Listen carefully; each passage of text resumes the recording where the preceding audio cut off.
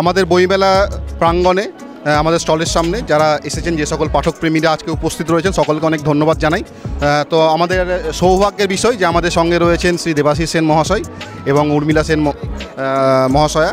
তো তাদের পেয়ে আমরা অত্যন্ত আনন্দিত। তো এই সুযোগ আমরা হাতছাড়া করতে চাইছি না। এবং আমাদের সঙ্গে উপস্থিত রয়েছেন বেশ কিছু লেখক যাদের বই আমাদের এবছর বিভা থেকে বেরিয়েছে এবং বলাই বাহুল্য পাঠকপ্রিয়তা পাচ্ছে এবং আশা করছি ভবিষ্যতে আরও পাঠকপ্রিয়তা পাবে। তো প্রথম যে বইয়ের ব্যাপারে কথা বলবো সেটা গিলগামেশের দেশের কথা।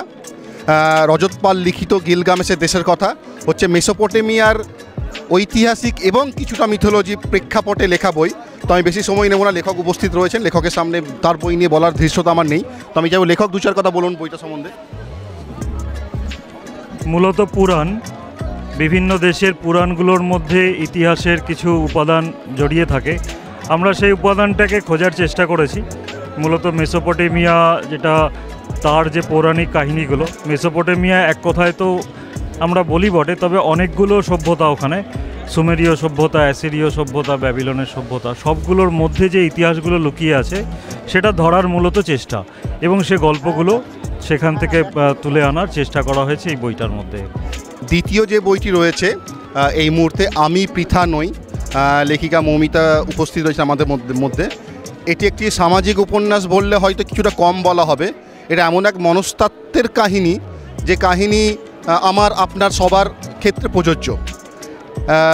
যদিও এক নারী কেন্দ্রিক চরিত্রের আঙ্গিকে দেখা হয়েছে এই পুরো উপন্যাসটিকে, তবে আমি মনে করি যে নারী পুরুষ বা নির্বিশেষে সমাজের একটা বাস্তব প্রতিফলন ফলেছে, একটা দৃঢ় মানসিকতার প্রতিফলন ফলেছে। চরিত্রগুলোর মধ্যে আমরা দেখতে পাই যে একটা দৃঢ় মানসিকতা নিয়ে একজন চললে কতটা সমস্যার সম্মুখীন হয়, কিন্তু দৃঢ় মানসিকতা যে সে ধরে রাখতে পারে তাহলে সেই সমস্যাগুলো সে হেলাই এড়িয়ে যেতে পারে বা এগিয়ে যেতে পারে। তো আমরা লেখিকার মুখ থেকে ডিরেক্টলি শুনে নেবো তার বইয়ের গল্পের প্রেক্ষাপট সম্বন্ধে। এখানে মূলত নারী চরিত্র, যে মূল চরিত্র তার নাম তৃষা, মহাভারতের যে পৃথা বা কুন্তি, তো সেই মহাভারতের কুন্তির সঙ্গে সে নিজের চরিত্রের বা নিজের জীবনের একটা অদ্ভুত মিল পায়। সেই কারণেই এখানে মহাভারতের পৃথার সঙ্গে এই তৃষা চরিত্রের যে পৃথা, দুটোকে কোথাও তুলনা করা হয়েছে, কিন্তু এই পৃথা সেই পৃথা নয়। সেই কারণেই আমি পৃথা নই আছে। এই পৃথা অনেক বেশি মানসিকভাবে সে অনেক শক্তিশালী, এবং সে চায় মহাভারতের পৃথাকে যেরকম তার কুমারী অবস্থায় তার যে সন্তান তাকে যেরকম বিসর্জন দিতে হয়েছিল, কিন্তু এই পৃথা সেই গর্ভে সন্তান নিয়েই মাথা উঁচু করে উঠে দাঁড়াতে চায়।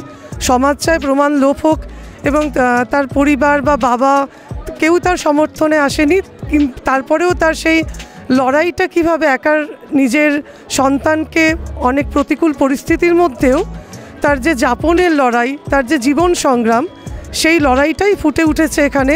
এখানে কোথাও শেষে গিয়ে বলা হয়েছে যে মা শেষ পর্যন্ত মাই থাকে, সে কুমারী অবস্থায় সন্তান হোক বা না হোক। তো এটা একটা মেয়ের অদ্ভুত একটা জার্নি। এই জার্নিটাই এমন একটাভাবে ফুটে উঠেছে যেখানে হয়তো মহাভারতের যে কুন্তি, সে বেঁচে থাকলে হয়তো আমাদের আজকের এই পৃথার মতোই হতে চাইতেন। এবার আমি এই বই প্রকাশ নিয়ে ম্যাডাম উর্মিলা সেনকে দু চার কথা বলতে বলবো। নমস্কার, আমরা দাঁড়িয়ে আছি বিভা পাবলিকেশনের সামনে। এক্ষুনি প্রকাশিত হয়ে গেল গিলগামেশের দেশের কথা, লিখেছেন শ্রী রজত পাল, আমাদের মধ্যে রজত পাল আছেন। আরেকটি আমি পৃথা নই, লিখেছেন মৌমিতা। যেটি ভালো লাগছে সেটি হলো দুটির সঙ্গেই আমাদের বা অন্য কোনো মহাকাব্যের যোগ আছে। সুমেরীয় মহাকাব্যের নায়ক হচ্ছেন গিলগামেশ, যেরকম তার সঙ্গে আমাদের দেশের বিষ্ণুর দশাবতারের অন্যতম শ্রী রামচন্দ্র বা মহাভারতের অন্যতম নায়ক অর্জুনের তুলনা করা চলে।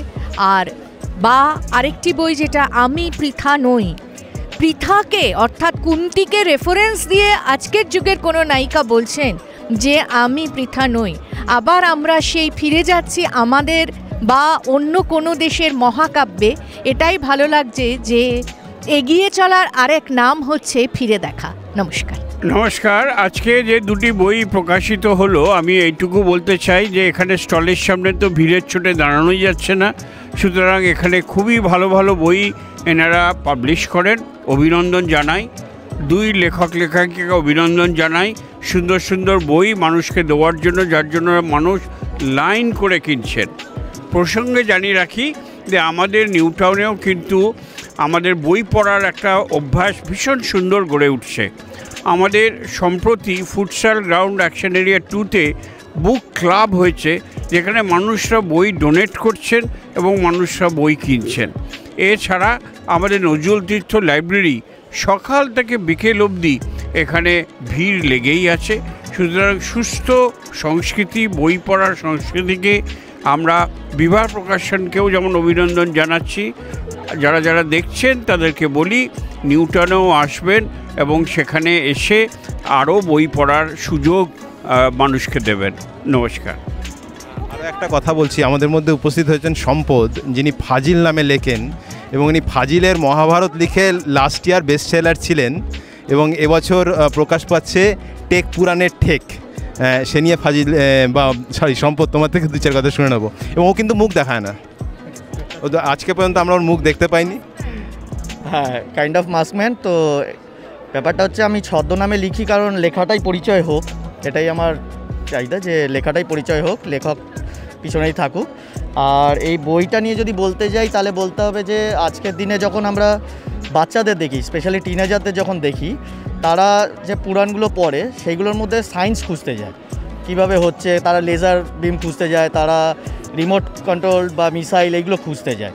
তো সেই রকমভাবে তাদের রিচের মধ্যে বই পাওয়া যায় না, তাদের পৌঁছানোর মধ্যে বইগুলো পাওয়া যায় না, যেগুলোতে পুরাণের গল্পগুলোকে ওদের মতন করে বলা বা ওদের সায়েন্স দিয়ে বলা বোঝানো সেরকম পাওয়া যায় না।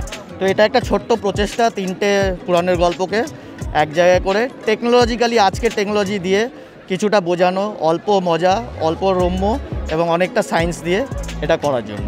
ধন্যবাদ। এত মানিগুণী লোক আমাদের স্টলে উপস্থিত রয়েছেন, এর জন্য আমরা অত্যন্ত কৃতজ্ঞ এবং ধন্য। তো এবার আমরা বিভা পাবলিকেশনের পক্ষ থেকে একটা ছোট্ট পুষ্পস্তবক দিয়ে আমি এনাদের বরণ করে নিতে চাইব।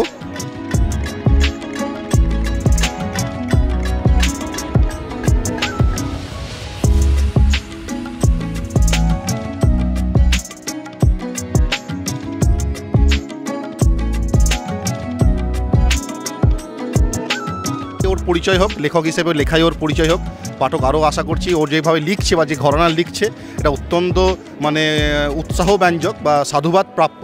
যে পুরাণের মতো এত জটিল, তারপরে যে বইটা ধরে টেক পুরাণের ঠেক, পুরাণের মধ্যে বিজ্ঞানের অস্তিত্ব কতটা আছে সেটাকে একটু মজার ছলে ও লিখেছে, এটার জন্য অত্যন্ত সাধুবাদ। আর আমরা অনেক ধন্যবাদ জানাই যে এই বই ছাপার গুরু দায়িত্ব ও বিভাগে দিয়েছে।